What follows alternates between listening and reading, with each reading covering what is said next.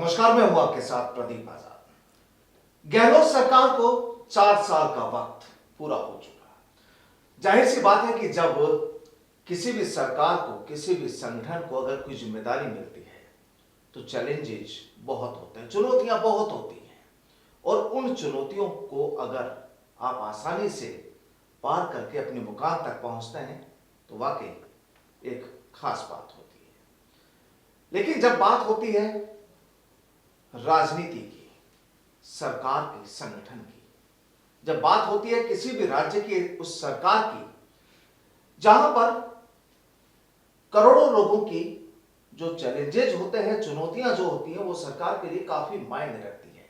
अब देखिए, अशोक गहलोत सरकार ने 4 साल अपने पूरे कर लिए सरकार के। इन 4 सालों में राजस्थान में क्या क्या हुआ, अच्छा हुआ, बुरा हुआ, खट्टा मीठा, तमाम तरह की चीजें निकल कर आई।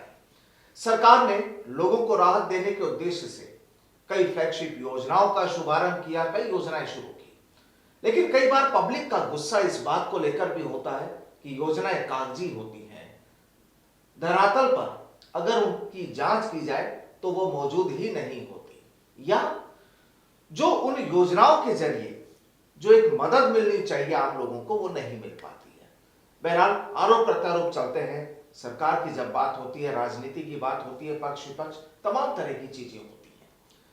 लेकिन वाकई में अशोक गहलोत सरकार ने इस 4 साल में कितने मुकाम तक पहुंची, कौन से मुकाम तक पहुंची, क्योंकि अगले साल चुनावी साल है। 2023 में एक बार फिर विधानसभा चुनाव का बिगुल बज चुका है। लेकिन अब 4 साल कैसे रहे, किस तरह से लिया जाता है गहलोत सरकार के इन 4 साल के कामकाज को, सबकी अपनी अपनी राय होती है। और उन्हीं एक राय के बीच आज चर्चा करेंगे बच्चू सिंह बैसला से। समाज सेवी हैं, कुछ संगठनों से भी जुड़े हैं, पब्लिक के बीच में भी मौजूद होते हैं और राजस्थान के गांव-गांव घूमते हैं, पब्लिक की नब्ज टटोली जाती है कि आखिर क्या क्या सुख होता है, दुख होता है, किस तरह की चीजें हैं। बैसला जी, बहुत बहुत स्वागत है हमारे साथ जुड़ने के लिए। और सबसे पहले जानना चाहेंगे कि जब बात, मुद्दा, खास बात यही कि गहलोत सरकार ने अपने 4 साल पूरे कर दिए, अब किस नजरिए से इन्हें देखा जाए, किस तरीके से आपका नजरिया क्या है? नमस्कार प्रदीप जी। आज जो है सरकार के 4 वर्ष जो पूरे हुए, प्रदीप भाई, आज़ादी से जब से 1952 से लेके राजस्थान हो या देश में सरकारें बनने का और विधानसभाओं के चुनाव होने का शुरुआत जब से हुई है 1952 से, 1952 से लेके राजस्थान के इतिहास में शायद ऐसी पहली सरकार होगी जिसका 4 साल में इतिहास ऐसा रहा है जो 1952 से लेके आज तक किसी सरकार का ऐसा इतिहास नहीं रहा है। क्यों कि 4 साल केवल झगड़ों में और अपनी कुर्सी बचाने में 4 साल गए, ये सच्चाई है। और काम जो सरकार की बात करते हैं तो सरकार काम करती है तो कोई एहसान नहीं करती है। प्रदेश की जनता जब उनको चुन के मौका देती है तब वो सरकार बनाते हैं।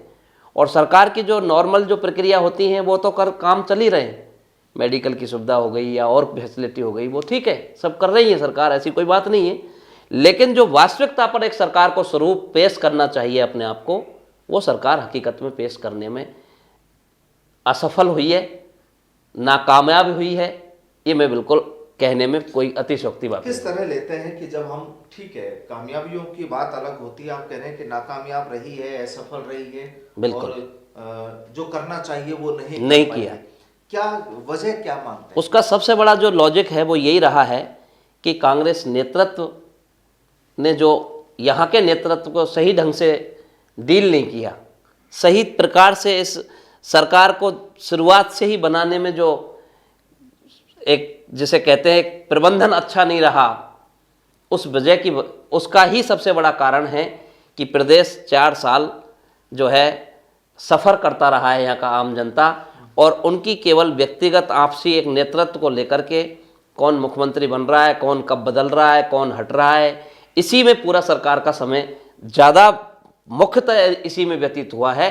बाकी दूसरी व्यवस्था पर व्यतीत, जिसे कहते हैं सरकार जिस तरह सुगम तरीके से अगर प्रदेश की जनता को जो समर्पित काम करने का काम करे, समर्पित भाव से काम करने का काम करे, वो इस बार कतई नहीं हुआ है। ये मेरी व्यक्तिगत है और राजस्थान की जनता भी इस बात को अच्छे से, जो मैं गांव-गांव ढाणी ढाणी जाने का मुझे सौभाग्य, जैसा आपने कहा, वो हकीकत है। तो मैं गया हूं और यही नहीं, देश में भी इस बात का मैसेज है कि राजस्थान की सरकार का 4 साल इस काम में ज्यादा व्यतीत हुआ बजाय विकास के कामों पर, नहीं, लेकिन सरकार का स्वरूप पेश करने का। राजनीति की जब बात होती है, पार्टी कोई भी हो, कोई भी लीडर हो, तो राजनीति में तमाम आरोप प्रत्यारोप तो चलते ही रहते हैं। बिल्कुल। इसमें ऐसा क्या हुआ नया कि बीजेपी में वो चीजें नहीं होती है, किसी दूसरे दल में नहीं होती, और यहाँ पर आप बता रहे हैं 1952 से और अब तक का रिकॉर्ड है। बिल्कुल रिकॉर्ड, बिल्कुल ये रिकॉर्ड तोड़ा है प्रदीप भाई, और ये सच्चाई है। क्योंकि राजस्थान में जो सरकार लाने का, चाहे वो कांग्रेस नेतृत्व में कहा है या नहीं कहा है, ये वो जाने, उनका काम जाने। यही अशोक गहलोत राजस्थान के मुख्यमंत्री थे। उस समय जब मुख्यमंत्री रहते हुए उनके नेतृत्व में वापस चुनाव हुआ था, इस प्रदेश में 20 और 21 सीट पर सिमट के कांग्रेस रह गई थी। और जब डूबी हुई नैया थी, उस डूबी हुई नैया को सचिन पायलट के हाथ में कमान दी थी प्रदेश की पीसीसी चीफ की, और उन्होंने मौजूदा सरकार से 3 सीटों को उपचुनाव में इस पार्टी के खाते में लेके आए थे। जबकि सरकार की कहावत कहते हैं कि सरकार जब किसी की होती है और उपचुनाव होता है तो उसके फेवर में जो है परिणाम जाते हैं। लेकिन 4 विधानसभा में उपचुनाव हुए हैं, 20 पर कांग्रेस खड़ी थी, और 4 विधानसभा उपचुनाव होने पर 3 उपचुनाव कांग्रेस के पक्ष में आए थे, मौजूदा सरकार भाजपा की होते हुए भी। मैं एक समाज के नाते, एक व्यक्तिगत मेरे विचार प्रकट करने की बात कर रहा हूं। इसमें कोई भाजपा कांग्रेस की विषय को किसी भी रूप में कोई भी ना सोचे और ना देखे और ना समझे, क्योंकि मैं बिल्कुल टू द फैक्ट बात पर फोकस कर रहा हूं, और फैक्ट बात को समझना की आवश्यकता है। यह सच्चाई उस समय हुई थी, इसके आप भी गवाह हैं और प्रदेश के आम जनता गवाह है कि 3 सीट उन्होंने उपचुनाव में ली। उसके बाद में क्या हुआ? उसके बाद में उन्होंने दोबारा, जब उनके नेतृत्व में पूरा प्रदेश में सरकार बनाई, स्पेशली गुर्जर समाज को टारगेट किया गया, गुर्जर समाज को ये मैसेज किया गया, और बल्कि पूरे प्रदेश में ये तूफान मचाया था कि अब आगामी सरकार सचिन पायलट के नेतृत्व में होगी, और अगर बहुमत आएगा तो सचिन पायलट मुख्यमंत्री बनेगा राजस्थान। तो पायलट को सीएम नहीं बनाया, इसलिए नाराज? बिल्कुल, इसका 100% है। इस बात में मैंने आपको कहा, मैं किसी व्यक्ति विशेष का कोई भक्त नहीं हूं, कोई फैन नहीं हूं, कोई किसी भी लाइन पर मैं उस लाइन पर नहीं हूं। लेकिन सच्चाई जो है इस प्रदेश की, जो 4 साल की बात चल रही है, तो आज इस विषय पर अगर कोई बात बोली जाएगी तो उसका जो मेन लॉजिक, अगर उसके पीछे कोई खड़ा होता है, तो वो यही है जो आप पूछना चाह रहे हैं। आपका क्या राजस्थान में विकास नहीं हुए? विकास भी इतने ज्यादा नहीं हुए जो होने चाहिए। विकास से ज्यादा तो उन्होंने अपना दूसरे इस कुर्सी बचाने के विकास में ज्यादा समय लगाया, और राजस्थान में शासन नाम की चीज नहीं रही है। सरकार का कोई ऑफिसर पे कमान नहीं रही है, सरकार का ना किसी मंत्री एमएलए पे कोई कमान रही है। क्यों? क्योंकि उनकी मजबूरी थी सरकार को बचाना, अपनी कुर्सी को बचाए रखना, इसलिए उन्होंने खुले सांड की तरह छोड़ दिया विधायक को, मंत्री को, कलेक्टर को, आईएएस को, एसपी को। कोई लगाम नहीं रहा, ईमानदारी की बात है। नहीं तो मुख्यमंत्री से डरना चाहिए ऑफिसर, ब्यूरोक्रेसी प्रशासन डरना चाहिए, विधायक डरना चाहिए, मंत्री डरना चाहिए कि मैं अगर कुछ गलत करूंगा तो मुख्यमंत्री जी मेरे खिलाफ भी एक्शन ले सकते हैं। ऐसा नहीं हुआ है, और ये कड़वी सच्चाई है, इसको स्वीकारना पड़ेगा। कांग्रेस पार्टी को स्वीकारना पड़ेगा। प्रदेश की आम जनता में यह विषय, संज्ञान में, दिमाग में यह विषय कि वास्तविकता ऐसी हुई है कि अपनी सरकार बचाने के लिए वो अच्छी तरह से जो लगाम एक रहनी चाहिए मुखिया के पास, वो लगाम में ढील रही है। वजह क्या रही? वजह यही कि अपनी सरकार को बचाना, अपनी कुर्सी को बचाना। आपसी जो झगड़े हैं वही मेन कारण है। उसके अलावा दूसरा कोई कारण मुझे नजर नहीं आता, शायद साहब राजस्थान की जनता को भी नजर नहीं आता। तो क्या मानते हैं वो झगड़े अब खत्म हो चुके हैं या अभी भी लगातार जारी है? नहीं, लगातार जारी है। अब लेकिन प्रदेश क्या करे? प्रदेश ने तो सोच लिया कि लगातार जारी रहे या कुछ भी रहे, हमें जो करना है आगे वो फैसला करेंगे। लेकिन सच्चाई ये है तो क्या इसमें जो कि आप भ्रष्टाचार के खिलाफ सरकार काम करती है। मैं आपको एक छोटा सा उसके साथ में उदाहरण पेश करना चाह रहा हूं। भ्रष्टाचार का उदाहरण पेश करती है सरकार, एंटी करप्शन की कार्रवाई होती है, एसीबी जा के छापेमारी करती है। एक छोटा सा कर्मचारी, पटवारी, गरीब बेचारा, कोई छोटे से कर्मचारी, टेक्निकल हेल्पर, बिजली में क्या होता है, एक चपरासी 4th ग्रेड का आदमी होता है। 4th ग्रेड का आदमी टेक्निकल हेल्पर को एंटी करप्शन में 500 रुपए लेते पकड़ा, वो गरीब मर रहा है। और जो करोड़ों डकार रहे हैं, बड़े बड़े चीफ इंजीनियर, बड़े बड़े आईएएस, कलेक्टर, और उनको उनको जो है, जब वो सरकार एंटी करप्शन की कार्रवाई होती है और कार्रवाई करने के बाद उन्हीं का कोई विधायक मंत्री जो सरकार बचाने में भी उसके लिए काम की कड़ी है, वो जाता है और मुख्यमंत्री जी के यहाँ प्रोसिक्यूशन मंजूरी नहीं दी जाती है और वापस रीशेड्यूल करके उस व्यक्ति को वापस क्रीम पोस्टों में बैठाया जा रहा है। ऐसे बहुत सारे महकमे, पीएचडी डिपार्टमेंट जो राजस्थान का सबसे बड़ा डिपार्टमेंट बजट का होता है, पिछले दिनों आईएएस आईपीएस तमाम लोग पकड़े, लेकिन उसका कारण मैं वही बोल रहा हूं कि एंटी करप्शन अपना काम कर रहा है, सब कुछ हो रहा है, दिखाने के लिए होता है, कार्रवाई हो रही है, लेकिन लास्ट में राजस्थान हो या किसी भी प्रदेश के अंदर हो, शासन का एक सिस्टम होता है, शासन की व्यवस्थाओं का एक सिस्टम होता है कि शासन में कोई कार्रवाई होती है लेकिन उसको अंजाम तक पहुंचाने के लिए प्रोसिक्यूशन मंजूरी होती है और प्रोसिक्यूशन मंजूरी मुख्यमंत्री के हाथ में होती है और मुख्यमंत्री अगर प्रोसिक्यूशन मंजूरी नहीं देगा तो उस अधिकारी का कुछ भी बाल बांका नहीं होगा, चाहे उसके ऊपर कितनी कार्रवाई हो गई। लेकिन ये जो चीजें, छापेमारी होगी, ये चीजें केवल इसी बार थोड़ी है, इससे पहले भी जो सरकारें रही है, नहीं बिल्कुल होती है लेकिन इसने तो पराकाष्ठा की हद पार की है इस सरकार ने इस काम में, और पीएचडी हासिल की है। मैं ये बात भी कहने में कभी पीछे नहीं रहूंगा और ये सच्चाई है कि इस बार जो पीएचडी की गई है, थीसिस ली गई है, रिसर्च किया गया है, तो इस 1952 से लेकर आज तक की ऐसी पहली सरकार है। क्यों उसके पीछे रीजन है कि उसको अपनी सरकार बचानी थी, अपने हर विधायक को उस प्रदेश उस विधानसभा का मुख्यमंत्री बनाना था कि वहां का मुख्यमंत्री वो है। एक दफे मंत्री की नहीं चलेगी। मैं आपको बताता हूं, मैं किसी का नाम नहीं लेता, मेरे बहुत प्रशासन के अधिकारी भी मेरे दोस्त हैं प्रदीप भाई, मैं आपको सच्चाई कह रहा हूं। मंत्रियों के जो पीएस, मंत्रियों के बड़े बड़े अफसरों को लगे, वो कहते हैं हमारा मंत्री की नहीं चलती जितनी एक आम विधायक की चलती है। उसका रीजन है कि मंत्री को तो लाभ के पद पर बैठा है, राज का सुख भोग रहा है, सरकारी गाड़ी मिली है, बंगला मिला है और सुख सुविधाएं मिली हुई हैं, लेकिन विधायक को नहीं मिली है। तो मंत्री के कहने से जो काम नहीं होता है, ट्रांसफर का, पोस्टिंग का, किसी भी बात का, एक आम विधायक जाके सीएम के यहाँ बैठ जाता है छाती पे और ये काम करके देना है आपको, अभी करके देना है, चाहे वो गलत ही अफसर है, अगर विधायक ने उसका साथ दे दिया तो उस गलत अफसर को भी सरकार को मजबूरन उस जगह लगाना पड़ता है। यह पराकाष्ठा की हद पार है, इसीलिए मैं कह रहा हूं इस बात को, और इसमें दम है। ये और किसी दल में नहीं होती, मैं कहता हूं होती है, होती होगी, मैं नहीं कहता कि मैं 100% पाक साफ कह रहा हूं, लेकिन इसमें पराकाष्ठा की हद पार हुई है प्रदीप भाई, ये सच्चाई है। इस बात को प्रदेश की जनता का आम आज जो अपन सोचते थे ना पुराने जमाने में जो लोग थे कि डिजिटल का युग है, ये आधुनिक भारत है, इसमें आम गांव में ढाणी में बैठा हुआ व्यक्ति भी एंड्रॉइड डिजिटल फोन यूज करता है। वो बच्चा देख रहा है एक एक करतूत को कि क्या करतूत हो रही है, सरकार में कब कार्रवाई हो रही है, किसके खिलाफ कार्रवाई होने के बाद में वो व्यक्ति को कार्रवाई के नाम पर छापामारी दिखाएंगे, मीडियाबाजी करेंगे और थोड़े दिन बाद में उसकी फाइल जाके निपट जाएगी और वापस उसको रिशेड्यूल करके वही क्रीम पोस्ट पर फिर बैठा दिया जाएगा। ऐसा क्या हो रहा है? ऐसा इसलिए हो रहा है कि उसके साथ कोई ना कोई विधायक जाएगा, उससे कहेगा तूने कितना कमाया है मुझे दे, और व्यवस्था करके जाके मैं मुख्यमंत्री पर अड़ के तुम्हारे आदेश करा लाऊंगा वापस। यानी ये बात सही है क्या कि ब्यूरोक्रेसी, पॉलिटिकल जो लीडर्स हैं इन लोगों पर हावी है? 100% हावी है, कम से कम इस बार तो बहुत जबरदस्त हावी है। मैं वही कह रहा हूं, इसीलिए मैंने 1952 का इतिहास का दिया है कि इस इतिहास में, राजस्थान के इतिहास में, ये सरकार पहली सरकार ऐसी होगी जिसका इतिहास के आईने में ये नाम दर्ज होगा कि कभी इस 2018 से 23 की ऐसी सरकार रही थी जिसने पराकाष्ठा की हद पार करी थी, जिसमें ब्यूरोक्रेसी पर कोई लगाम नहीं थी, जिसमें किसी नेता पर कोई लगाम नहीं थी, क्योंकि नेता जो कहता था चाहे वो गलत है, रात है तो रात है और दिन है तो दिन है, वो मुख्यमंत्री को ऐसा स्वीकार करने की अगर कोई सरकार होगी तो बिल्कुल 1952 से इतिहास में पहली सरकार होगी अशोक गहलोत। माना क्या जाए कि जब आप ये कह रहे हैं कि सीएम पर ही लगाम नहीं है या वो लोग अपनी कुर्सी के लिए लड़ाई करते रहे, वो मजबूर है, उनकी मजबूरी है। वही तो जो हाई अथॉरिटी जो है, पार्टी की जो हाई अथॉरिटी, आला कमान जो हम कहते हैं, बिल्कुल क्या वो नहीं है? उनका भी कोई रोक नहीं लगी, क्योंकि उनके पास कोई था नहीं, व्यवस्था नहीं थी उनके लिए भी तो व्यवस्था कर रहे हैं, उनकी पार्टी को चलाने का काम कर रहे हैं ना, तो इसलिए उनकी भी मजबूरी बन गया। जैसा मैंने आपको कहा कि किसी के पास, जब पूरे देश के अंदर केवल 2 राज्य में सरकार थी, छत्तीसगढ़ और राजस्थान, छत्तीसगढ़ के पास इतना बड़ा तामझाम नहीं है, इतना बड़ा इंफ्रा नहीं है, राजस्थान एक बड़ा स्टेट है, यहाँ पर बहुत बड़ा इंफ्रा है, और जितना बड़ा इंफ्रा होता है वहां से कमाई ज्यादा होती है, और जब इंफ्रा जहां ज्यादा होता है तो वो व्यवस्था चलाने के लिए गांधी परिवार की या कांग्रेस पार्टी की व्यवस्था कौन कर रहा है? गहलोत सरकार।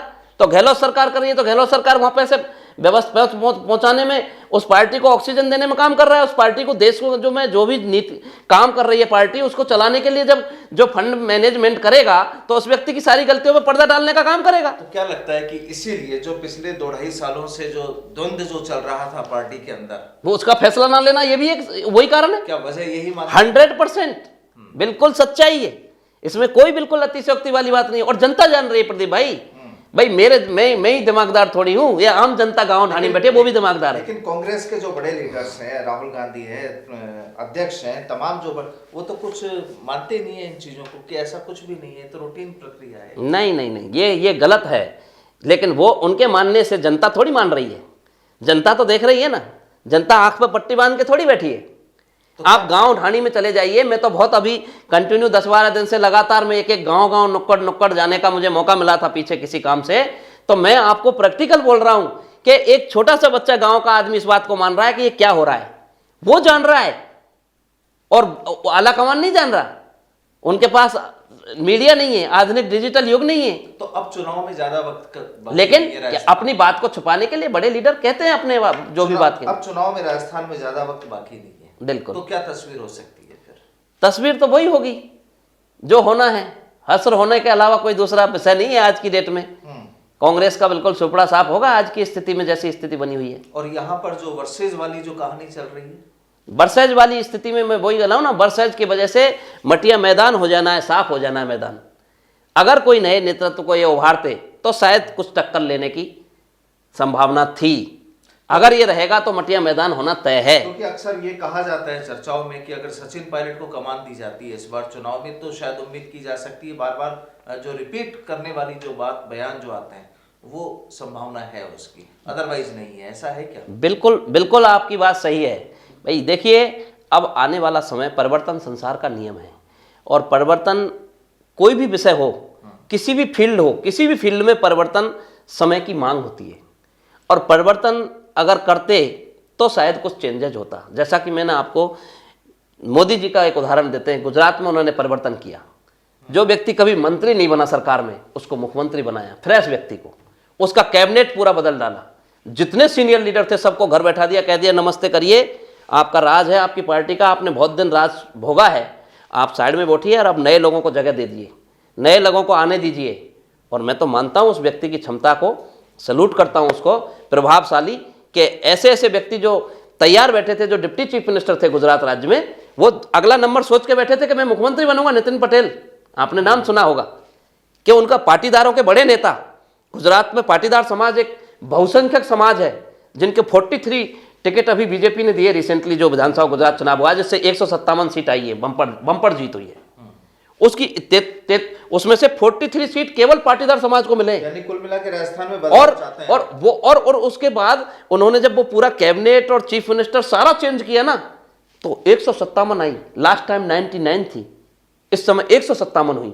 देखिए आप उसका परिणाम, कि पूरा चेहरा बदल दिया, सीएम से लेके मंत्री तक एक भी न्यू ओल्ड नहीं था उसमें। आप ये कह रहे हैं परिवर्तन एक प्रकृति का नियम है, तो कांग्रेस भी उस चीज को बिल्कुल करना चाहिए। अगर कांग्रेस उसको करे तो फिर बीजेपी को भी करना है। बिल्कुल बीजेपी को भी करना चाहिए। बीजेपी ने शुरुआत की है अपनी, मैं इसीलिए बीजेपी को उदाहरण दे रहा हूं कि बीजेपी ने शुरुआत की है। बीजेपी करेगी तो बहुत अच्छा माइलेज मिलेगा, नहीं करेगी तो नुकसान उठाएगी। कांग्रेस नहीं कर रही है काम तो गर्त में जाएगी। क्योंकि मैं किसी आपको एक मेरी बात में लाग लपेच नहीं है, और प्रदीप भाई आप भी इस बात को समझ रहे हैं कि मैं जरा सा भी जो भी बोल रहा हूं मेरे मन से बोल रहा हूं, दिल से बोल रहा हूं, यहां से बोल रहा हूं। नेता लोग अपनी पॉलिटिकल कुछ बातें इस तरह की बोल देते हैं, लेकिन मेरा शब्द एक तरह का, एक भी उसमें शायद बनावट का शब्द नहीं है। यानी कुल मिलाकर अभी 1 साल की चुनौती बरकरार है। बिल्कुल चुनौती बरकरार है, बिल्कुल बरकरार है, और उसमें अगर बदलाव करेंगे तो आगे सरवाइव करेंगे, अन्यथा माफ करना, सुपड़ा साफ हो जाएगा, नाम लेने वाला नहीं बचेगा कांग्रेस का। ये मेरा क्लियर शब्द है। चलिए, तो अगर बदलाव नहीं करेंगे तो कुल मिलाकर देखिए, सियासत राजनीति की जब बात होती है, पॉलिटिक्स की जब बात होती है, तमाम चीजें उठती हैं, सवाल उठते हैं, और जाहिर सी बात है कि जब पब्लिक अपना कीमती वोट देकर अपने नुमाइंदों को विधानसभा तक पहुंचाती है, संसद तक पहुंचाती है, तो उम्मीदों को उम्मीद करती है पब्लिक कि जो उनकी अपेक्षाएं हैं उनकी अपेक्षाओं पर उनके नुमाइंदे खरे उतरे। लेकिन अब कुल मिलाकर यहां पर 1 साल और बाकी है, लेकिन ये साल चुनावी साल है। अगले साल 2023 में राजस्थान में फिर विधानसभा चुनाव होंगे। लेकिन बकौल बच्चू सिंह जी कि बदलाव प्रकृति का नियम है, परिवर्तन नियम है, फिर चाहे पार्टी कोई सी भी हो। और गुजरात का भी जो यहाँ पर एक उदाहरण जो इन्होंने दिया, कहानी यह कि बदलाव कब कांग्रेस में भी और बीजेपी में भी राजनीति चलती रहेगी, लड़ाइयां इंटरनल तौर पर चलती रहेगी। लेकिन ये जरूर है कि लड़ाइयों में जो खामियाजा उठाना पड़ता है वो उस सूबे की आम आवाम को उठाना पड़ता है, जो वोट देने के बाद में फिर केवल अपने आप को ठगा हुआ महसूस करते हैं, फिर से ठग लिए गए। लेकिन कहते हैं कि जनता है वो सब जानती है, पब्लिक सब जानती है, लेकिन कितना जानती है वो फिर बैलेट बॉक्स बंद होने के बाद खाली हाथ रहती है और जो मत लेने वाले हैं वो उड़ जाते हैं। बहरहाल बहुत बहुत शुक्रिया बच्चू सिंह। थैंक यू, नमस्कार, धन्यवाद।